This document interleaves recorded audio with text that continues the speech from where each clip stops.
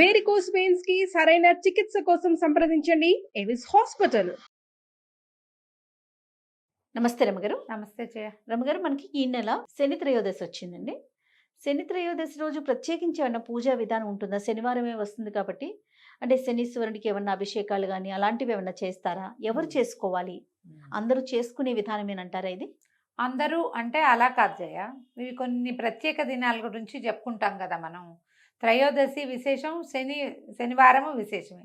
ఈ రెండు కలిసి వచ్చినప్పుడు ఎవరికైతే జాతకాల్లో శని గ్రహం తాలూకు శని దోషం కానీ, అంతర్దశల్లో విదశల్లో ఎక్కడైనా శని గ్రహం తాలూకు ఆయన నీచంలో పడ్డము, ఉచ్చంలో పడ్డం లెక్కలు ఉంటాయి. అవును.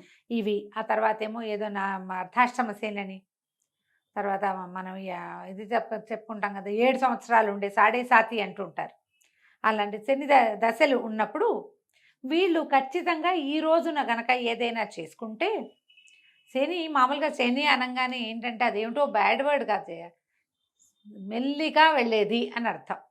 స్లోగా వెళ్తుంది. శని దశలు, శని గ్రహము మిగిలిన అన్ని గ్రహాల కంటే నిదానమైన నడక గలవాడు. ఓకే. రోజులు గడవు శనితోటి, అది ప్రాబ్లం అనమాట.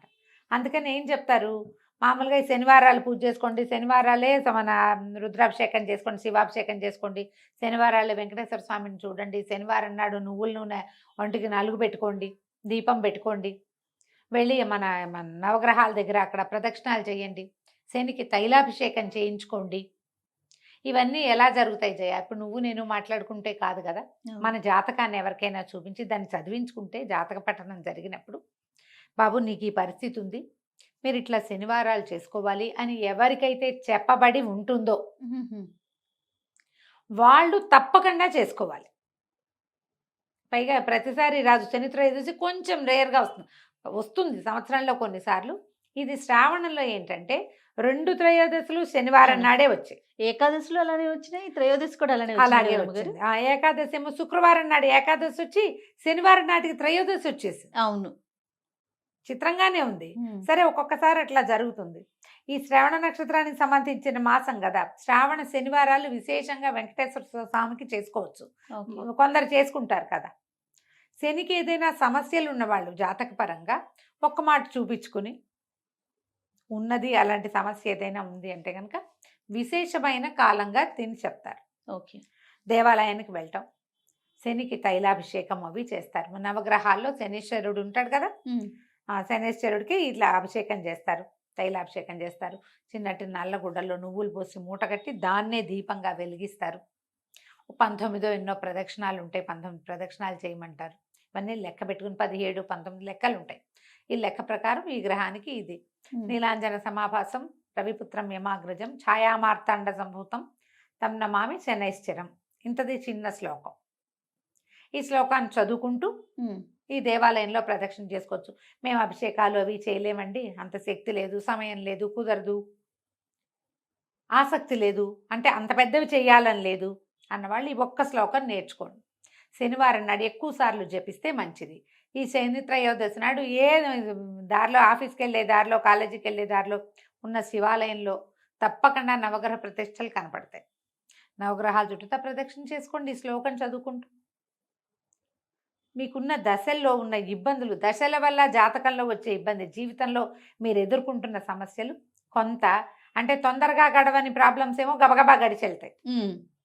ఎప్పటికీ తీరవనుకున్నవి తీరేందుకు కనపడతాయి. తప్పకుండా పనిచేస్తాయి జయ ఈ రోజులు. ఓకే. ఈ పరిస్థితి ఉన్న వాళ్ళు డెఫినెట్గా చేసుకోవచ్చు. మామూలు వాళ్ళు ఏం చెయ్యాలి, ఇలాంటి ఒక క్వశ్చన్ ఉంటుంది. ఇప్పుడు మనకి ఇది శ్రావణ శనివారం కాబట్టి మనం వెంకటేశ్వర ఆరాధన, విష్ణు ఆరాధన చేస్తాము. విష్ణువాలయానికి వెళ్ళినా మీకు మంచిదే, శివాలయానికి కూడా వెళ్తే ఇంకా మంచిది, ఇంకా మంచిది. శివాలయానికి వెళ్ళి మనం కూడా ఒక 3 ప్రదక్షిణాలు చేసుకోవచ్చు. మామూలు వాళ్ళు కూడా అందరూ చేయొచ్చు. ఒట్టిగా చేయకూడదు, శని దృష్టి మన మీద పడితే అలా ఉండదు. ఆయన దృష్టి మీద పడితే మనకేమవ్వదు. జాతక రీత్యా వచ్చేవే వస్తాయి తప్పిస్తే ఆయన చూస్తేనో ముట్టుకుంటేనో మనకి ఏదైనా వస్తుందని అనుకోవద్దు. అన్ని గ్రహాలతో పాటు ఆయన కూడా ఒకడు. తనకు అవసరం లేని చోటుకి వెళ్ళడు, తన పని ఉన్న చోటుకే వెళ్తాడు ఆయన. మనకు అలా భయపడద్దు, చేయకూడదు అలా ఏం ఉండదు. అవును, పెద్దవాళ్ళు చాలా మంది చెప్తారు ఆ మాట, అసలు అంత అనుమానం ఏం అక్కర్లేదు. ఈ రోజున ఏం చేయొచ్చు, నువ్వులతోటి చేసిన పదార్థాలు ఏమైనా ఎవరికైనా పెట్టుకోవచ్చు, మనం భక్షించవచ్చు. ఇంట్లో ఏదైనా కాస్త నువ్వుల నూనెతోటి దీపారాధన చేసుకోవటం, ఒంటికి నువ్వుల నూనె నలిచి రాసుకుని అభ్యంగనం చేయొచ్చు. తలకి ఒంటికి రాసుకోవాలి. మేము 100% శనివారం నువ్వుల నూనె రాసుకుంటాను జయ నేను. మానకండ అది ఎప్పటి నుంచో అట్లా అలవాటు, అదే పందా. దీనివల్ల ఏంటంటే కొంత మనకు కూడా ఒంటికి బద్ధకము అవి పోతాయి. ఓకే. స్లోగా నడుస్తున్నది కొంచెం స్పీడప్ అవుతుంది. ఒకవేళ మీకు ఏదైనా మీ పరిస్థితుల దృష్ట్యా అనుమానంగా, భయంగా అలా ఉంటే కనుక, ఆందోళనగా ఉంటే ఎవరితోటైనా మీ బర్త్ టైము, ప్లేసు చెప్పి జాతకం చూపించుకోండి.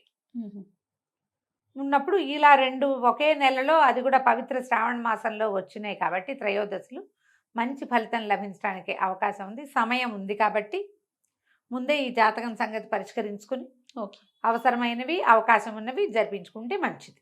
రమ్మగారు, ఇప్పుడు ఈ గ్రహ దశలు ఉన్నవారు మాత్రమే నూనె రాసుకొని ఇట్లా స్నానం అది చేయాలంటారా, లేకపోతే మామూలు అందరూ చేయొచ్చా?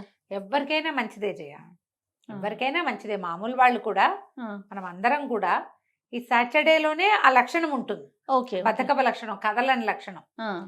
అది రాసుకుని మనం చేస్తే జీవితం ఉత్తేజంగా ఉంటుంది. చేసుకోవటం మంచిది. తర్వాత కొనకూడనివి, లేకపోతే తినకూడనివి, చెయ్యకూడని పనులు అలాంటివి ఏమైనా ఉంటాయా? ఉప్పు, ఇనుము, తోటకూర కొనకూడదు అంటారు. అవి 3 శనిగా చెప్తారు. ఇంకా ఏవో కొన్ని ఊళ్ళలో ఏవో చెప్తారు జయ. సాధారణంగా పెద్దవాళ్ళు చెప్పేవి 3 సాల్ట్ కొనకూడదు, తోటకూర శని, అది కొనకూడదని చెప్తారు. అవును కదా, నీకు తెలుసు. ఇనప వస్తువులు మనం ఏమైనా కొనుక్కునేటట్టయితే కార్ డెలివరీస్ అవి కూడా సాటర్డే తీసుకోరు. ఐరన్తో చేసిన ఏ వస్తువుని శనివారం నాడు తీసుకోకూడదు. ఇవి చేతికి ఇవ్వకూడదు. నూనె ఒకటి కొనుక్కోకూడదు. ఓకే. ఉప్పు, నూనె, తోటకూర, ఇనుము కొనకూడదు. ఆయిల్స్ శనివారం నాడు కొనకూడదు. పనిమాల మనం సమస్యలు తెచ్చుకున్నట్టు అవుతుందంటారు. దీనివల్ల శని వచ్చేస్తాడని, దూకుతాడని అట్లా కాదు. కానీ సమస్య అది ఆయనకి సంబంధించింది. శని వస్తే కొంచెం అయితే శని వచ్చేటప్పుడు వచ్చాక ఇబ్బంది, కానీ వెళ్ళేటప్పుడు మంచి చేసిపోతాడని చెప్తారు శాస్త్రం. పల్లెటూళ్ళలో చెప్పుకునే మాటలే. జ్యోతిష పండితులు ఎవరైనా అయితే ఇంకా ఎలాబరేటెడ్ గా చెప్తారు. కానీ మనకి ఇలా చేసుకుంటే ఈ పద్ధతి ప్రకారం మనం రెగ్యులర్ దైనందినంలో మనం కొన్ని విషయాలు పాటిస్తాం కదా జయ. బుధవారము, శనివారమే తలంటి పోసుకోవాలి. ఇది లెక్కే కదా. బుధవారం నాడు పెసలు, గురువారం నాడు శనగలు తినాలి. ఇది కూడా లెక్కే కదా. ఇవన్నీ మనకు తెలుసు, మనం జనరల్గా పాటించే విషయాలు. సోమవారం సహించదు, మంగళవారం మన్నదు చెప్తారు. సోమవారం కనుక ఏదైనా కొత్త బట్టలు కట్టుకున్నానుకో చిరుగుతాయి అవి. సోమవారం సహించదు, మంగళవారం మన్నదు. మంగళవారం మన్నదంటే ఆ గుడ్డ పాడైపోతుంది, అందుకని మంగళవారాలు వేసుకోకూడదు అంటారు. ఊళ్ళల్లో చెప్పుకునే మాటలే, పెద్దవాళ్ళు ముందు నుంచి చెప్తున్నవే కదా. మనకు కూడా వీటిని పాటించుకుంటే మంచిది. ఈ రోజు నీవి కొనకూడదు అంటే ప్లాన్ చేసుకోండి, మీ ప్లానింగ్ కోసమే. ఎప్పుడైతే వస్తే అది చేసేయకూడదు.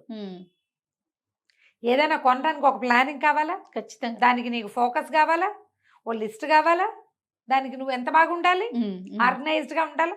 మరి ఆర్గనైజేషన్లో భాగంగా ఈరోజు ఇది అంటే ఒక పంక్చువల్గా జీవితం పద్ధతి ప్రకారం వెళ్తుంది. అందుకే ఇవన్నీ ఏర్పరిచారు. వీటిలలో కొన్నైనా వాడుకోండి, కొంతైనా పంక్చువాలిటీ అవి వస్తాయి మనకి. అవునండి. ఆలోచించండి తప్పకుండా రమ్మ గారు. నమస్తే. నమస్తే జయ.